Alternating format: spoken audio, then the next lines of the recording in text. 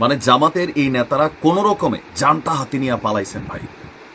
মাইকে ঘোষণা দিয়ে গ্রামবাসী জামাতের এই নেতাদেরকে গণধোলাই দিয়েছেন, তারপরে কোনো রকমে প্রাণটা বাঁচিয়েছেন। আসলে অপরাধ কি? হঠাৎ করে কেন জামাতের বিপরীতে আপনার একটা গ্রামের বা একটা ইউনিয়নবাসীর এতটুকু রোষানল? অতীতের যে কোনো সময়ের তুলনায় স্বাধীনতা পরবর্তী বাংলাদেশে জামাতের এখন যেই সুদিন আসছে, এই সুদিনকে কাজে লাগিয়ে জামাত চাচ্ছে ক্ষমতায় যেতে, পাবলিকলি একটা পজিটিভ অবস্থান তৈরি করতে। কিন্তু জামাতের কতিপয় নেতা তারা আবার আছে লুটপাটে ব্যস্ত। ফসলি কৃষি জমিকে ড্রেজারের দিয়া বালু ভরাট কইরা এগুলাকে শিল্পগোষ্ঠীর হাতে তুলে দেওয়ার জন্য তারা কন্টাকে কাজ করছেন। আর এজ এ রেজাল্ট গ্রামবাসী ক্ষিপ্ত হয়ে ইউনিয়নে মাইকিং করে এই জামাত নেতাদেরকে পালানোর রাস্তা দেন নাই। ঘটনার প্রেক্ষাপট হচ্ছে চট্টগ্রামের সীতাকুণ্ডের সৈয়দপুর ইউনিয়নের গ্রামবাসী মসজিদের মাইকে ঘোষণা দিয়ে জামাতের এই নেতাদের ধাওয়া দিয়েছেন।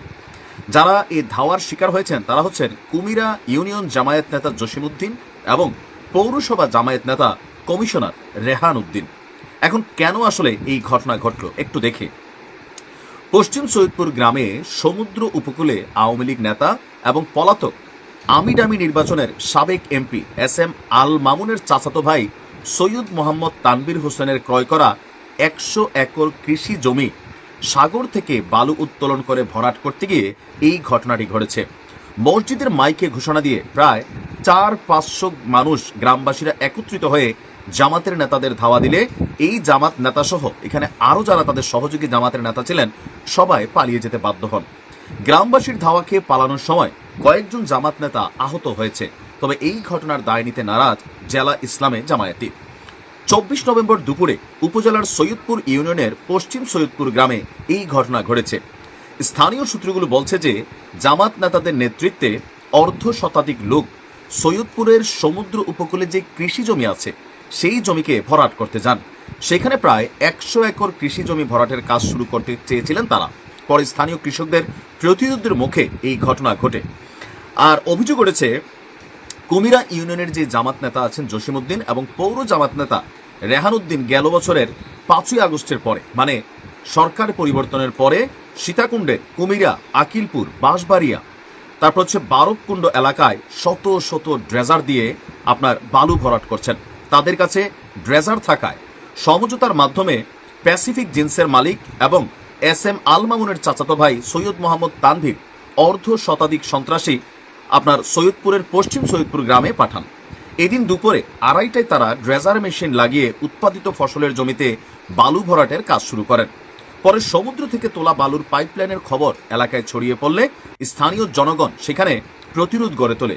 এ সময় তারা স্থাপিত বালুর পাইপ ফেলে দেয় এবং জামাত নেতাদেরকে জানতে চায় যে তারা প্যাসিফিক জিন্সের মালিকের হয়ে বালু ভরাট করা শুরু করেছেন কেন, তারা কি ভাড়ায় খাটা সন্ত্রাসী? অনেকটা এরকমই তারা কর্মকাণ্ড করেছেন।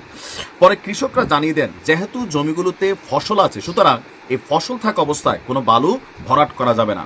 বালু ভরাট করতে গেলে পরিবেশ অধিদপ্তরের অনুমোদন লাগবে। ৩ মাস আগে স্থানীয়দের জানাতে হবে। কোটি কোটি টাকার উৎপাদিত ফসল যখন জমিনে আছে তখন সেইখানে বালু ভরে এটা করার সুযোগ নাই। এক পর্যায়ে তারা বাড়াবাড়ি শুরু করলে স্থানীয় জনগণ এই দুই জামাত নেতাকে ধরে পাঞ্জাবি টাঞ্জাবি ছিঁড়ে ফেলেন এবং কি ভালোই উত্তম মধ্যম দেন।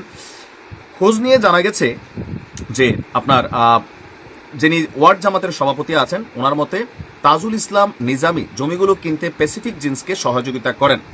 তিনি কে? আচ্ছা, কয়েক বছর ধরে তারা ভরাট করতে পারছিল না, আজ ভরাট করতে এলে এলাকাবাসী মাইক দিয়ে তাড়িয়ে দিয়েছে। আমাদেরও দাবি কোনো কৃষি জমি ভরাট করা যাবে না, এতে স্থানীয় জীবনে বিরূপ প্রভাব পড়বে। অর্থাৎ মূল ঘটনা হচ্ছে জায়গার মালিক যিনি আছেন কিন্তু এখানে তারা ফসল উৎপাদন করছিল স্থানীয় কৃষকরা। এখন যেই দুইজন জামাত নেতা বা তাদের যারা সহকর্মী যারা সেখানে গিয়েছিল সন্ত্রাসী কর্মকাণ্ড করতে, তারা কিন্তু জমির মালিক না, তারা হচ্ছে যে ভাড়াটে হিসাবে ওই আরেকজনের জমিকে বালি দিয়া ভরাট করে দিবেন। কারণ জনগণের বিরুদ্ধে ওই লোক যেহেতু আওয়ামী লীগের সাথে কানেক্টেড ছিল তিনি সাহস পাচ্ছিলেন না। জামাতের নেতাদের এখানে মাথায় রাখতে হবে, একদিকে জামাত সারা বাংলাদেশের যে পজিটিভ ধারণা তার মানে তৈরি করার চেষ্টা করছে। আপনারা যারা এই ধরনের ঘটনায় আছেন আপনারা কিন্তু ওই যে জামাত আসলে চাঁদাবাজি হবে না, লুটপাট হবে না, দখল বাণিজ্য হবে না, সেইগুলোর বিপরীতে আপনারা কিন্তু একটা ট্রেইলার দিয়ে দিচ্ছেন। এমনকি গেল ২ সপ্তাহে দেখেন বাংলাদেশের বিভিন্ন জায়গায় জামাতের কতিপয় নেতার অধ্যত্বপূর্ণ কথাবার্তা জনমনে কিন্তু বিরূপ প্রতিক্রিয়া ফেলছে।